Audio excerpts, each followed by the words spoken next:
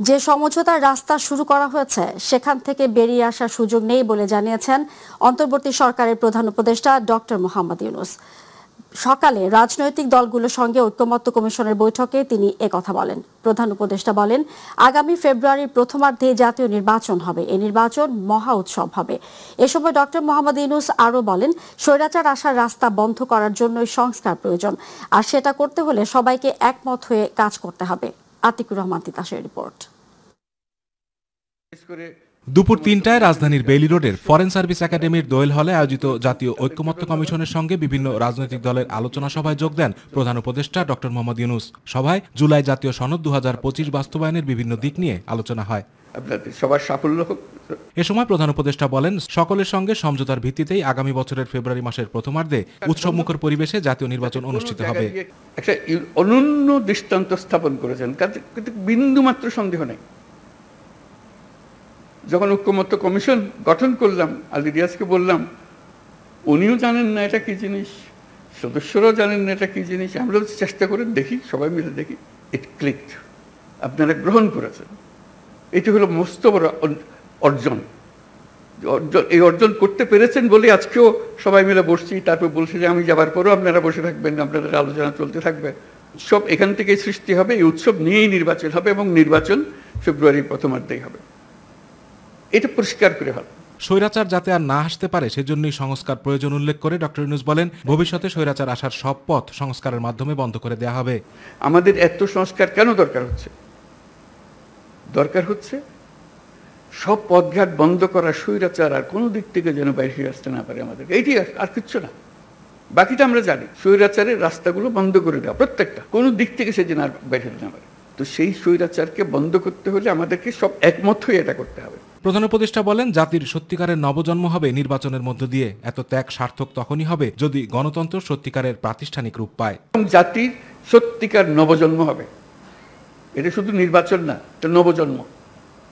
এই যে এত ত্যাগ, এত রক্ত, এত আত্মাহুতি, এগুলো সার্থক হবে যদি আমরা ওই নবজন্মটা লাভ করতে পারি। আতিকুর রহমান তিতাস, মাই টিভি। সংস্কার এবং বিচার পাশাপাশি চলবে এমন মন্তব্য করে বিএনপির স্থায়ী কমিটির সদস্য সালাউদ্দিন আহমেদ বলেছেন, কোন শর্তের উপর নির্বাচনকে যেন জড়িয়ে ফেলা না হয় এবং যে কোনো মূল্যে ফেব্রুয়ারিতেই যাতে নির্বাচন হয় তা নিশ্চিত করতে সরকারের প্রতি আহ্বান জানানো হয়েছে।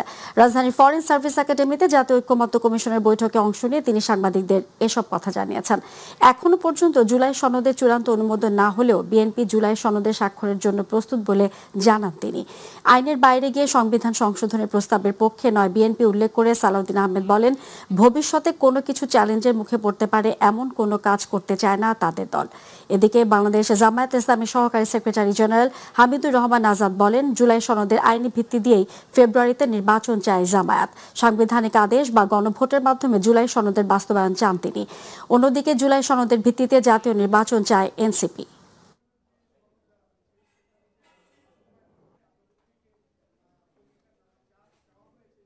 মাননীয় প্রধান উপদেষ্টা দৃঢ়তার সাথে আজকে উচ্চারণ করেছেন, ফেব্রুয়ারির প্রথমার্ধে অতি অবশ্যই নির্বাচন অনুষ্ঠান হতে হবে।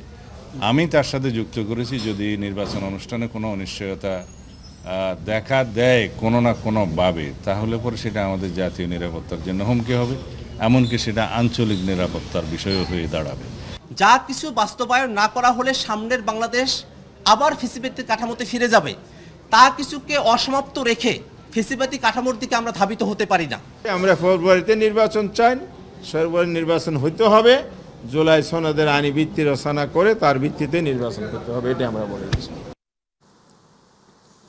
বিএনপির ভারপ্রাপ্ত চেয়ারম্যান তারেক রহমান শিগগিরই দেশে ফিরবেন বলে জানিয়েছেন বিএনপির নেতা ও সাবেক স্বরাষ্ট্র প্রতিমন্ত্রী লুৎফুজ্জামান বাবর। বিকেলে স্বরাষ্ট্র উপদেষ্টা অবসরপ্রাপ্ত লেফটেন্যান্ট জেনারেল জাহাঙ্গীর আলম চৌধুরীর সঙ্গে 2 ঘণ্টার বৈঠক শেষে তিনি এ তথ্য জানান। এদিকে দীর্ঘ 19 বছর পর স্বরাষ্ট্র মন্ত্রণালয়ে যান সাবেক স্বরাষ্ট্র প্রতিমন্ত্রী লুৎফুজ্জামান বাবর। বিএনপি জামায়াত জোট সরকারের সময় তিনি স্বরাষ্ট্র প্রতিমন্ত্রী ছিলেন। রোববার 4:22 প্রবেশ মন্ত্রণালয়ে প্রবেশ করেন তিনি। এ সময় তার সঙ্গে বিএনপির অন্য কোনো নেতাকর্মীকে দেখা যায়নি। আমরা আসছি বিশেষ করে বর্তমান ইন্টারিম গভর্নমেন্ট, মাননীয় প্রধান উপদেষ্টা এবং বর্তমান সরকারকে সাহায্য করার। সেই সাহায্য হিসাবে যেগুলো কনসার্ন করে আমরা সেইগুলো আমরা ওনাদেরকে আমাদের ব্যক্ত করছি। উনিও একই জায়গায় একমত পোষণ করছেন। বিভিন্ন অবৈধ অস্ত্র এবং লুট হওয়া অস্ত্র সেটা যে উদ্ধার হয়নি এখনো, সেটা আমাদের বিভিন্ন জায়গায়। ফরিদপুরের ভাঙ্গায় আসন পুনর্বিন্যাসকে কেন্দ্র করে টানা কয়েকদিনের উত্তেজনা ও অবরোধ কর্মসূচির পর অবশেষে সন্ধ্যায় অবরোধ তুলে নিয়েছে আন্দোলনকারীরা। বিকেলে স্বরাষ্ট্র উপদেষ্টার হুঁশিয়ারি বক্তব্য এবং দুপুরে উপজেলা নির্বাহী কর্মকর্তা মিজানুর রহমানের জরুরি সংবাদ সম্মেলনের পর আন্দোলনকারীরা অবরোধ থেকে সরে আসার ঘোষণা দেন। তবে তাদের অভিযোগ, আন্দোলনের প্রধান সমন্বয়ক আলগী ইউনিয়ন পরিষদের চেয়ারম্যান সিদ্দিকুর রহমানকে গ্রেফতার করা হয়েছে। এই ঘটনায় বিক্ষুব্ধ জনতা ক্ষোভ প্রকাশ করে এবং ঘোষণা দেয় সোমবার সকাল থেকে তারা আবারও অবরোধে নামবেন। উল্লেখ্য, আসন পুনর্বিন্যাসে ভাঙার আলগী ও হামিরদি ইউনিয়নকে ফরিদপুর 2 আসনে যুক্ত করার প্রতিবাদে গত কয়েকদিন ধরে স্থানীয়রা আন্দোলন চালিয়ে আসছে।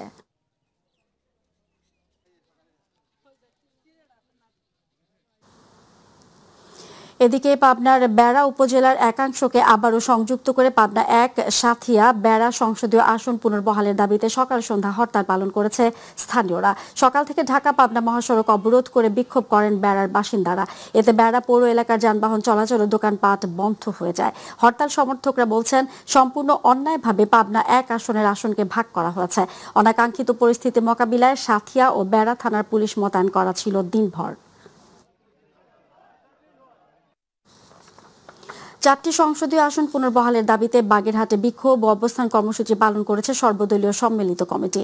সকাল 8টা থেকে বেলা 11টা পর্যন্ত জেলা প্রশাসকের কার্যালয় ও আদালত চত্বরে কর্মসূচি অনুষ্ঠিত হয়। এছাড়াও জেলা নির্বাচন অফিস সহ বিভিন্ন সরকারি দপ্তরের সামনেও অবস্থান কর্মসূচি পালন করা হয়। একই সঙ্গে জেলার 9টি উপজেলাতেও কর্মসূচি পালিত হয়। গত বৃহস্পতিবার সর্বদলীয় সম্মিলিত কমিটির পক্ষ থেকে আগামী 3 দিনের হরতালের ঘোষণা দেওয়া হয়েছে। সোমবার সকাল সন্ধ্যা হরতাল পালন হবে। মঙ্গলবার ও বুধবার সকাল থেকে দুপুর 12টা পর্যন্ত হরতাল চলবে। তবে এ সময় শহরের দোকানপাট খোলা থাকবে। শহরের ভিতরে 3 চাকার যানবাহন চলাচল স্বাভাবিক থাকবে। তবে বাগেরহাট থেকে দূরপাল্লার কোনো যানবাহন চলাচল করতে পারবে না। মহাসড়কে থাকবে অবরোধ।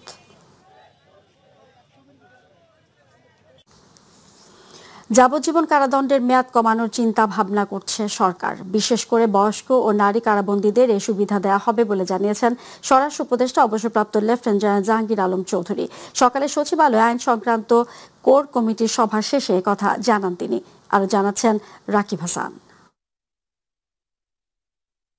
সকালে সচিবালয়ে স্বরাষ্ট্র মন্ত্রণালয়ের সভাকক্ষে স্বরাষ্ট্র উপদেষ্টার সভাপতিত্বে অনুষ্ঠিত হয় আইন শৃঙ্খলা সংক্রান্ত কোর কমিটির বৈঠক। বৈঠক শেষে স্বরাষ্ট্র উপদেষ্টা জানান, কারাগারে যাবজ্জীবন সাজার মেয়াদ কমিয়ে আনার সিদ্ধান্ত নিয়েছে সরকার। যারা আছে বন্দী আছে, অনেক বয়স হয়ে গেছে, তারা ধরেন বিভিন্ন রোগ এসে মানে আক্রান্ত, এবং তাদের ঔষধের ব্যাপারে একটা বাজেটেরও বেশি দরকার হয়। তো আমরা চাচ্ছিলাম যে যে লাইফ টার্ম তাদের 30 বছর, ওইটাকে কমায় কত করা যায়, একটা যুক্তিযুক্ত একটা করে যেন যারা বয়স্ক হয়ে গেছে তাদের কিভাবে ছাড়ার ব্যবস্থা করা যায়। আমরা ওই মেয়েদের ক্ষেত্রে হয়তো আমরা 20 বছর করে দিতে চাচ্ছি, ছেলেদের ক্ষেত্রে হয়তো আরো একটু বেশি হতে পারে, বাট আবার কতগুলি স্পেসিফিক আছে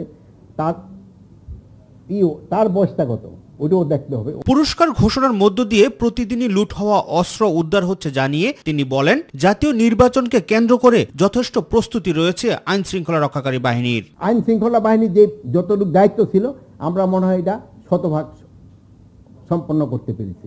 আমাদের আইন শৃঙ্খলা বাহিনী সম্বন্ধে কারো কোনো ধরনের কোনো অভিযোগ নাই, এবং আমাদের কোনো প্রস্তুতির কোনো অভাব ছিল না। ধর্মীয় ভাবগম্ভীর্যের মধ্য দিয়ে দুর্গাপূজা সম্পন্ন করতে যা যা দরকার সরকার সবই করবে বলেও জানান স্বরাষ্ট্র উপদেষ্টা। পূজার ক্ষেত্রে কোনো ধরনের কোনো অসুবিধা যেন না হয়, এই জন্য আমাদের যা যা করার আমরা সবই করব, এবং পূজাটা যেন নির্বিঘ্নে এবং ধর্মীয় রীতিনীতি মেনে যেন করতে পারে, এই জন্য আমরা সব ব্যবস্থা করে দেব, এবং এটার যেন পবিত্রতা রক্ষা হয় এই জন্য আমরা সব ব্যবস্থা করব। রাকিব হাসান, মাইটিভি, ঢাকা। গত বছর 5 আগস্ট আশুলিয়ায় 6 জনের লাশ পোড়ানো সহ 7 জনকে হত্যা মামলায় সাবেক এমপি সাইফুল ইসলাম সহ 16 জনের বিরুদ্ধে বিচার শুরু হয়েছে। রোববার আন্তর্জাতিক অপরাধ ট্রাইব্যুনাল 2-এ মামলায় সূচনা বক্তব্য উপস্থাপন করেন চিফ প্রসিকিউটর। অন্যদিকে কুষ্টিয়ায় 7 জনকে হত্যা মামলায় হাসানুল হক ইনু সহ 5 জনের বিরুদ্ধে আনুষ্ঠানিক অভিযোগ দাখিলের অন্য দিন ধার্য করেছেন ট্রাইব্যুনাল। ইলিয়াস মাতবরের রিপোর্ট। গত বছরের 5 আগস্ট শেখ হাসিনার পতনের দিন আশুলিয়া 6 জনকে গুলি করে হত্যার পর মরদেহ তোলা হয় ভ্যানগাড়িতে। ট্রাইব্যুনালের প্রসিকিউশন বলছে তখনও একজন জীবিত ছিলেন, তাকেও পুড়িয়ে হত্যা করা হয়। তদন্ত প্রতিবেদন, আনুষ্ঠানিক অভিযোগ গঠনসহ সব আইনি প্রক্রিয়া শেষে এ মামলায় রোববার সাবেক এমপি সাইফুল ইসলাম সহ 16 জনের বিরুদ্ধে বিচার শুরু হয়। এদিন সূচনা বক্তব্য উপস্থাপন করেন চিফ প্রসিকিউটর। আশুলিয়া থানার সামনের রাস্তায় 6 জন আন্দোলনকারীকে গুলি করে হত্যার পর তাদের মধ্যে 5 জন নিহত অবস্থায় এবং 1 জন গুরুতর আহত অবস্থায় তাদেরকে প্রথমে একটা রিক্সা ভ্যানে, পরবর্তীতে সেখান থেকে পুলিশ ভ্যানে উঠিয়ে পেট্রোল ঢেলে আগুন দিয়ে পুড়িয়ে দেওয়া হয়। এইভাবে নির্মম পন্থায় হত্যা করা এটা পৃথিবীর ইতিহাসে নজিরবিহীন এবং সেই ঘটনায় 16 জনের বিরুদ্ধে বিচার কার্য চলছে। তার মধ্যে 8 জনকে গ্রেপ্তার করা হয়েছে, 8 জন পলাতক আছে। সেই ওপেনিং স্টেটমেন্টের মাধ্যমে তার আনুষ্ঠানিক পর্বটা শুরু হয়েছে। আগামীকাল থেকে সেই মামলার সাক্ষ্য গ্রহণ শুরু হবে।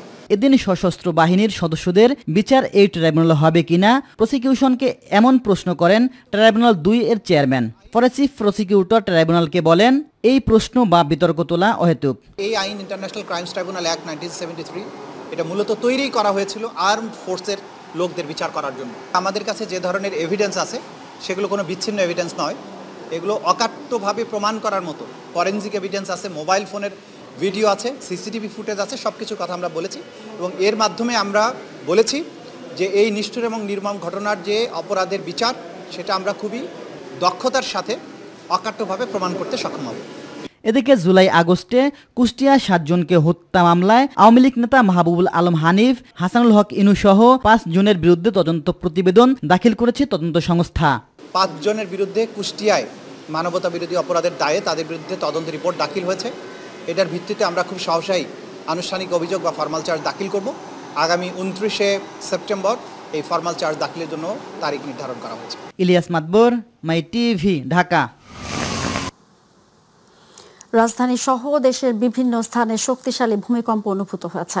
রোববার বিকেল 5:11:48 ভূমিকম্প অনুভূত হয়। বেশ কয়েক সেকেন্ড স্থায়ী ছিল কম্পন। মার্কিন ভূতাত্ত্বিক জরিপ সংস্থা USGS এর তথ্য মতে ভূমিকম্পের উৎপত্তিস্থল ভারতের আসামে। রিক্টার স্কেলের মাত্রা ছিল 5.9। ভূপৃষ্ঠ থেকে গভীরতা ছিল মাত্র 10 কিলোমিটার। মার্কিন এই ভূতাত্ত্বিক সংস্থা জানিয়েছে ভূমিকম্পে কেঁপে উঠেছে দক্ষিণ এশিয়ার 6 দেশ। বাংলাদেশ, নেপাল, ভারত, মিয়ানমার, ভুটান ও চীনে এই ভূমিকম্প অনুভূত হয়েছে।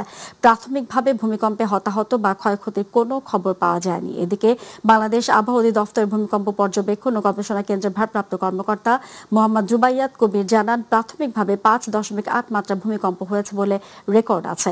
ভূমিকম্পের উৎপত্তিস্থল ঢাকা থেকে 380 কিলোমিটার দূরে ভারতের আসাম রাজ্যে। দর্শকের পর্যায়ে রয়েছে ছাত্র সংসদ নির্বাচন প্রসঙ্গ।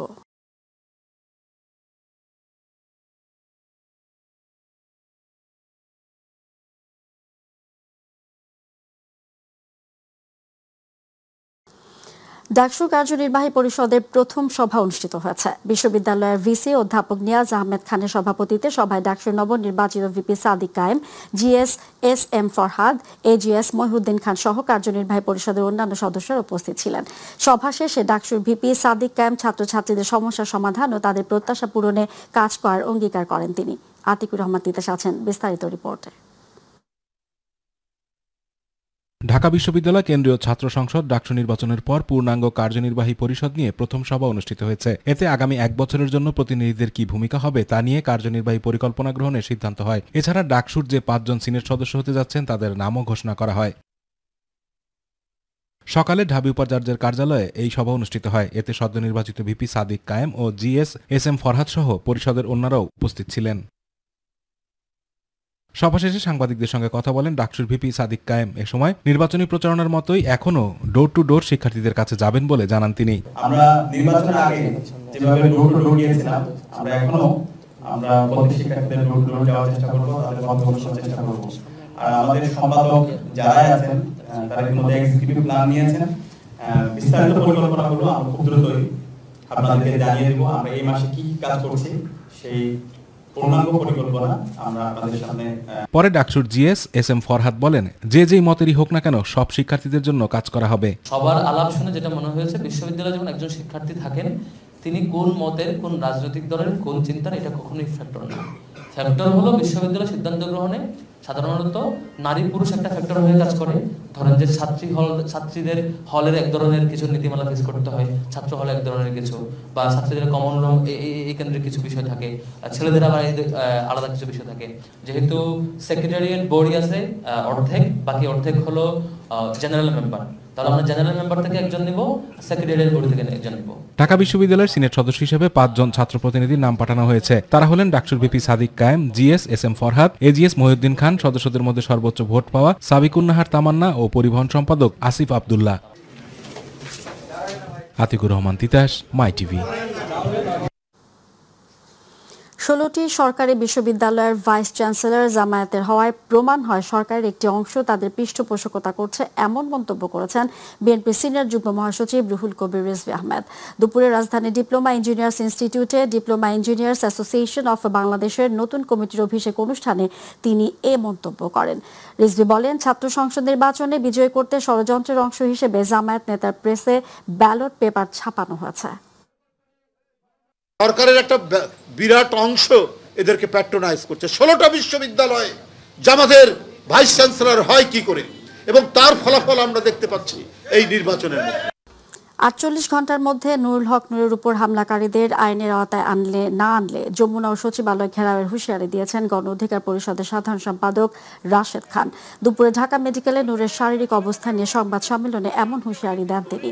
একই সাথে অপরাধীদের আইনের আওতায় না আনার ব্যর্থতার দায় নিয়ে স্বরাষ্ট্র উপদেষ্টার পদত্যাগও দাবি করেন দলটির নেতারা। ভিডিও ফুটেজ প্রমাণ থাকা সত্ত্বেও সরকার যখন তদন্ত কমিশন করে 30 কার্য দিবস সেই কমিশনের মেয়াদ দেয়, তার মানে বুঝতে হবে সরকার এই ঘটনার বিচার সঠিকভাবে কতটুকু করতে আগ্রহী বা সদিচ্ছা রয়েছে, এটাও কিন্তু অনেকটা আমরা সন্দেহের চোখে দেখছি। স্বরাষ্ট্র উপদেষ্টার নির্দেশ ছাড়া এই ঘটনা ঘটেনি। স্বরাষ্ট্র উপদেষ্টা এই ঘটনার সাথে সম্পৃক্ত, যে কারণে স্বরাষ্ট্র উপদেষ্টাকে এই ঘটনার দায় নিয়ে অবশ্যই পদত্যাগ করতে হবে। অন্যথায় 48 ঘন্টা পরে যদি গণ অধিকার পরিষদের নেতাকর্মীরা সচিবালয় কিংবা যমুনা ঘেরাও করে, এর পুরোপুরি দায় বর্তবে সরকারের উপরে। গত 24 ঘন্টায় এডিস মশাবাহিত রোগে ডেঙ্গুতে আক্রান্ত হয়ে 3 জনের মৃত্যু হয়েছে। পাশাপাশি এই সময়ের মধ্যে আরও 685 জন ডেঙ্গু জ্বর নিয়ে হাসপাতালে ভর্তি হয়েছেন। স্বাস্থ্য অধিদপ্তর হেলথ এমার্জেন্সি অপারেশন সেন্টার ও কন্ট্রোল রুম থেকে পাঠানো প্রতিবেদনে এই তথ্য জানানো হয়। প্রতিবেদনে বলা হয়, শনিবার সকাল 8টা থেকে রবিবার সকাল 8টা পর্যন্ত ডেঙ্গু আক্রান্তদের মধ্যে ঢাকা মহানগরের হাসপাতালগুলোতে 244 জন, চট্টগ্রাম বিভাগে 89 জন, ঢাকা বিভাগে 122 জন, বরিশাল বিভাগে 125 জন, খুলনা বিভাগে 35 জন, রাজশাহী বিভাগে 39 জন, ময়মনসিংহ বিভাগে 21 জন, রংপুর বিভাগে 6 জন ও সিলেট বিভাগে 4 জন ভর্তি হয়েছেন। এই রোগটিতে আক্রান্ত হয়ে চলতি বছরে এখন পর্যন্ত 150 জনের মৃত্যু হয়েছে।